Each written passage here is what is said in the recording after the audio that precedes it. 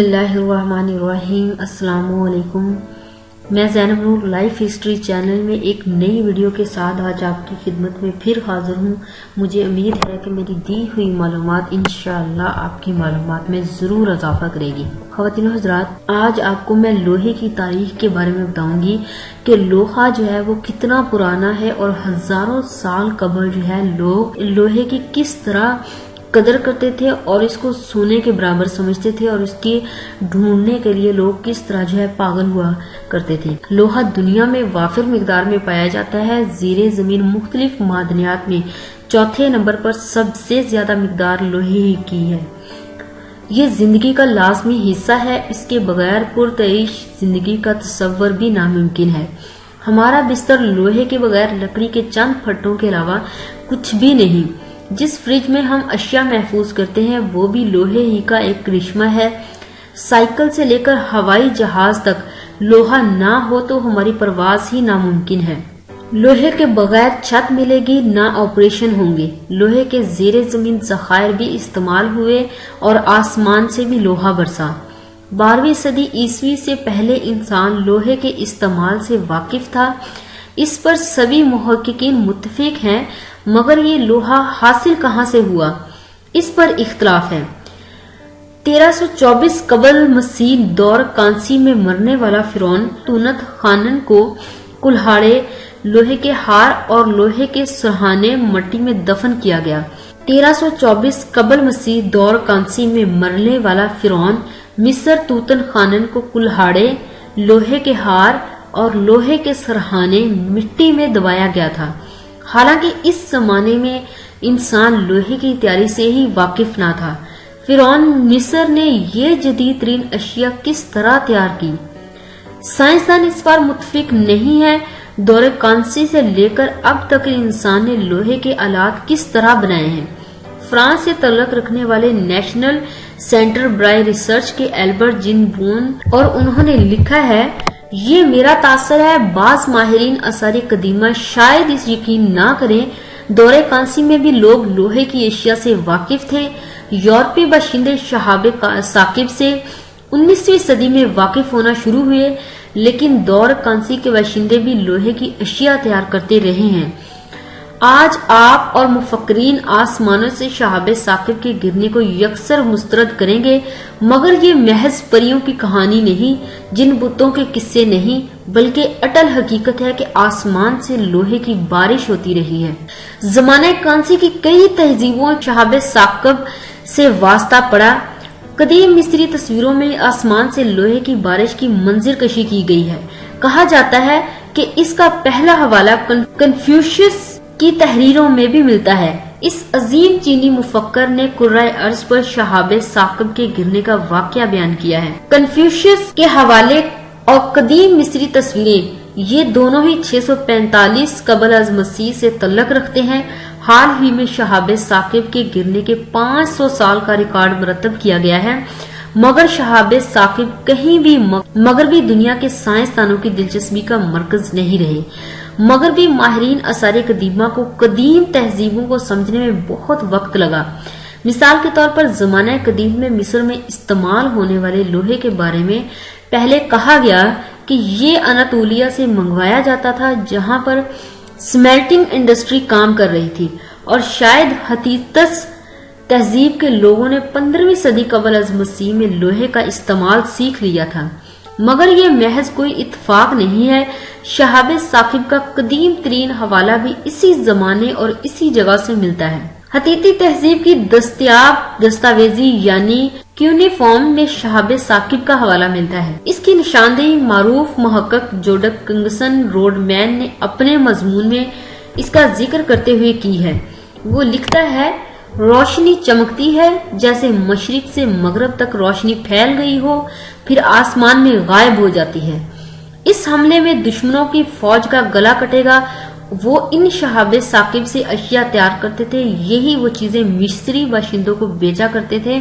बाज माहिरीन असारे कदीमा ने यकीन जाहिर किया है कि हतीती तहजीब में लोहा इजाद कर लिया था। ये सच नहीं है। वो तो महज शहाबे साकिब से अशिया तैयार करते थे। शहाबे साकिब का जिक्र इब्तिदाई दौर में भी मिलता है। یونیورسٹی کالج لندن کے معروف سائنسدان مارکوس مارٹینان ٹورس نے آرکیو انرجی پر تحقیق کی ہے۔ وہ لکھتے ہیں بے شک زمانہ قدیم میں لوگ خود لوہا بنایا کرتے تھے، شہاب ثاقب سے لوہا حاصل کرتے تھے، مگر شواہد زیادہ واضح نہیں ہے۔ جبون نے یورپ اور مشرق وسطی میں متعدد عجائب گھروں کا دورہ بھی کیا ہے۔ اس نے یورپ میں اپنی آنکھوں سے ایکس رے، فلورنس اسپیکٹرومیٹر جیسے آلات کو دیکھا ہے۔ ایکس رے مشین ہم جدید دور کی دریافت سمجھتے ہیں، لیکن مشرق وسطی اور یورپ کے عجائب گھروں میں قدیم آلات کے طور پر بھی موجود ہیں۔ انہی ایکس رے مشینوں کی مدد سے زمانہ قدیم کے لوگ لوہے کا کھوج لگاتے تھے۔ 2500 سال قبل از مسیح کے علاقہ ہیوگ تہذیب کے آثار بھی ملے ہیں۔ 1400 سال قبل از مسیح کا ایک کلہاڑا اور جھمکا بھی ملا ہے، جس میں چین میں شونگ دور میں بننے والے آلات بھی ملے ہیں۔ لوہے کو زنگ ضرور لگتا ہے، مگر یہ زمانہ قدیم سے محفوظ ہے۔ یہ زنگ آلود کیوں نہیں ہوا؟ اس بارے میں وہ کہتا ہے کہ بنیادی طور پر یہ لوگ نکل کے بنے ہوئے نمونوں کی تلاش میں تھا، لیکن سمیلٹڈ آئرن میں نہیں ملا۔ شہاب ثاقب کے لوہے میں نکل اور کوبالٹ کی مقدار پائی جاتی ہے، چنانچہ اس نے شہاب ثاقب کے دھاتی ٹکڑے کا اچھی طرح معائنہ کیا۔ اسے پولینڈ میں ملنے والا 570 پاؤنڈ وزنی لوہے کا ٹکڑا بہت ہی عجیب لگا۔ یہ ٹکڑا عجائب گھر میں آج بھی محفوظ ہے۔ یہ کافی بڑا ہے۔ دھاتی مواد کے ذریعے اس نے اس کی عمر جاننے کی کوشش کی کہ کس طرح بنا۔ اس کے خیال میں کانسی کے دور میں بننے والے لوہے کے آلات میں نکل کی مقدار انتہائی کم مقدار ہے، کیونکہ شہاب ثاقب یا کسی اور باب کے دیباچہ میں نقل کی مقدار زیادہ ہونے کے باعث اسے آسمان سے گرنے والی کسی شے کی مدد سے تیار کردہ لوہے کا ٹکڑا ملا تھا۔ وہ کہتا ہے، میں ایک تربیت یافتہ کافلو کیمسٹ ہوں، یعنی آسمانی کیمسٹری کا ماہر۔ اس لیے میں جانتا ہوں کہ یہاں زنگ سے اصلیت ختم ہو گئی، اسی عمل کے دوران اس میں نکل ختم ہو گیا۔ وہ 2 ٹوک انداز میں لکھتا ہے، کانسی دور میں لوہے کے کچھ آلات شہاب ثاقب کے لوہے سے ہی بنائے گئے تھے۔ دسمبر 2017 میں یہی نقطہ نظر اس نے جرنل آف آرکیالوجیکل سائنس میں بیان کیا ہے۔ اس کا مطلب ہرگز یہ نہیں کہ کانسی دور کی تہذیبوں نے لوہے کو سمیلٹنگ کے ذریعے تیار کرنا نہیں سیکھا تھا۔ ہم یہ کہہ سکتے ہیں کہ وہ اس عمل سے واقف تھے۔ مارٹی یان ٹورس لکھتا ہے، مگر اس زمانے میں سمیلٹنگ پروسیس کے ذریعے لوہے کی اشیاء سازی کا عمل شروع نہیں ہوا تھا، اس لیے اسے لیٹ بروزنی ایج یعنی دور کانسی کا آخری حصہ کہا جاتا ہے۔ دنیا میں لوہے کی پہلی فرنس 1000 سال قبل مسیح میں لگی۔ اس سے قبل تمام آلات بقول جبون شہاب ثاقب کے لوہے سے بنائے گئے تھے۔ جبون نے ثبوت کے طور پر توتن خان کی قبر سے ملنے والے تینوں آلات کو مختلف ذرائع سے حاصل ہونے والے لوہے کا کرشمہ قرار دیا ہے۔ وہ ایک جیسی دھاتوں سے نہیں تیار کیے گئے، بلکہ ان کا لوہا 3 مختلف شہاب ثاقب سے لیا گیا ہے۔ اس کا یہ مطلب نہیں کہ اس زمانے میں شہاب ثاقب وافر مقدار میں موجود تھے۔ وہ از خود نہیں ملتے تھے، بلکہ انہیں محنت سے ڈھونڈنا پڑتا تھا۔ یہی وجہ ہے کہ اس زمانے میں لوہا سونے سے 10 گنا مہنگا تھا۔ آج کے ہیرے جواہرات کی طرح زمانہ قدیم میں لوہے کی وہی قدر و قیمت تھی جو آج ہیرے کی ہے، اور یہ محض ملکہ کے زیورات یا بادشاہ کے آلات میں استعمال ہوتا تھا، یعنی لوگ پاگل پن کی حد تک شہاب ثاقب کو تلاش کرتے تھے۔ خواتین و حضرات، یہ تھی کچھ معلومات جو میں نے آپ کی خدمت پہ پیش کی ہے۔ مجھے امید ہے کہ آپ کو انشاءاللہ ضرور پسند آئے گی اور آپ کے علم میں ضرور اضافہ کرے گی۔